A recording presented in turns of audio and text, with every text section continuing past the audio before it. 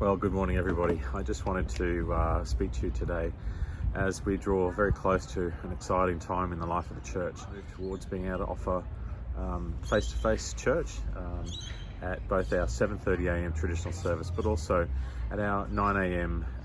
contemporary and family service here at the beautiful grounds of St Thomas, and you can see our new cafe in the background as well. It really is a tremendous setting here. It's a beautiful place to fellowship.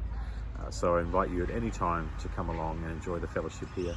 But I did want to talk to you about the changes, because now that we're able to connect with people again, and many of you have taken the time to come in and have a coffee, and some of you I've just run into on the street, others of you I've been speaking to on the phone. And I wanted to talk about some of the challenges that we are facing as a community at the moment. And we've been in this really strange time for about 4 months now, and we've all had to adapt, and we've all had to change to the circumstances, and it's been really challenging. And some of the surprising feedback I'm getting from people now is that even though we're reopening, some of you are feeling like you're not sure that you're ready to come back. For some of you, you're still afraid of the virus in public settings. For others of you, you've just gotten really comfortable being on your couch and participating in church online. And for some of you too, there's this feeling that right now, sort of coming back to church actually feels a little bit anxious. Some of you said you're worried about the implications of having to learn to live in community again, and it's challenging. And you're thinking, well, I have to get up earlier, and I have to get dressed, and for those of us who have kids, we have to get ready for church. It just feels like a lot more work than staying at home. And some of you have really enjoyed online church. You've really enjoyed the experience. Others, however, have really found online church really difficult. And some of you have said to me that initially the novelty was fun, but in recent times you've really stopped watching the online church and really disconnected from it because it didn't feel authentic to you the way physically meeting in church is. And some of you said to me that it just feels like you're witnessing a concert. And I wanted to take this moment to actually just say how grateful I am to the very young and small team that have carried us through this time.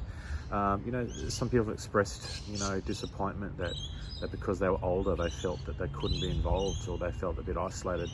And that wasn't our choice. The public health order meant that we were only able to work with low risk people, and we also had to keep it small. For a long time there, we couldn't even have more than 10 people in the same room. So we had some very challenging circumstances we had to work with, and their young team have risen to that challenge so well. And you know what?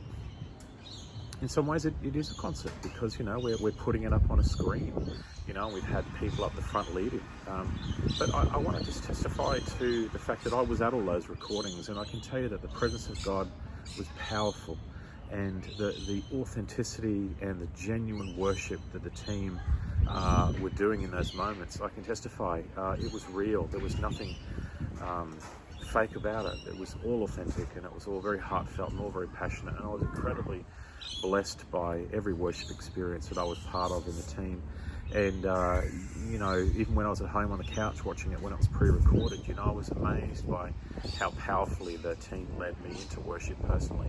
So I want to acknowledge some of those feelings that you may have had, but I also would like you to hear me when I say that we only ever strived to give our utmost for God's highest, because that's what God deserves. And so as we raise the standard of professionalism, and as we improve the quality of audio and video and sound, it was only ever because we wanted to give our very best to God. It's never been on our heart to produce church as a concert for anybody. We don't believe in that.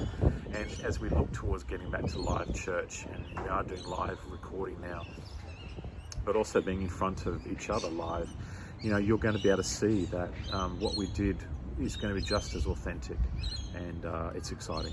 So for those of you who are feeling that you're wondering whether coming back to church is going to be great, or whether you're worried about the implications, can I encourage you to jump in both feet, to take a leap of faith and just to come back? Because for those who have already started coming back, even to the cafe for watching it live, they've been saying they've forgotten just how wonderful it is to be in community. They'd forgotten how wonderful it is to worship with other people.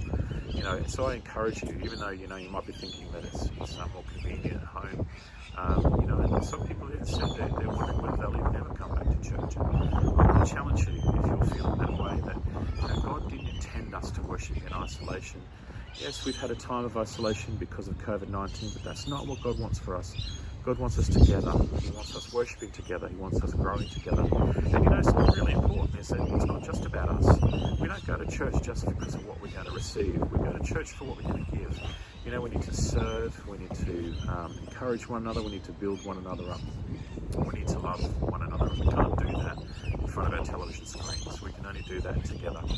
So can I encourage you, my door is always open. If you're concerned about anything, please come and see me. Don't stew on it. Don't be part of the gossip mill and the rumor mill. Come and find out what's really going on here.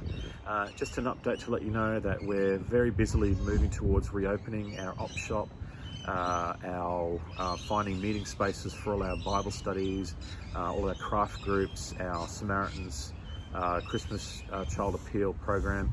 We're still under some really tight restrictions from the government, but we're doing everything we can to re-engage those groups and to get the life of the church back. I don't think we ever go fully back, but the new normal, the new life of the church, which I believe is going to be even more powerful than the church before COVID-19. So the grass is not greener on the other side, and comparison kills contentment. So you know what, church? Trust God, because in this He's still in charge. He still has plans. And I encourage you, don't buy into any of the enemy's tactics to discourage. Let's stay unified around Jesus, and let's get back together. Let's start worshiping together. And I look forward to seeing you either at the cafe or seeing you at church face to face on the 5th of July. Okay, God bless.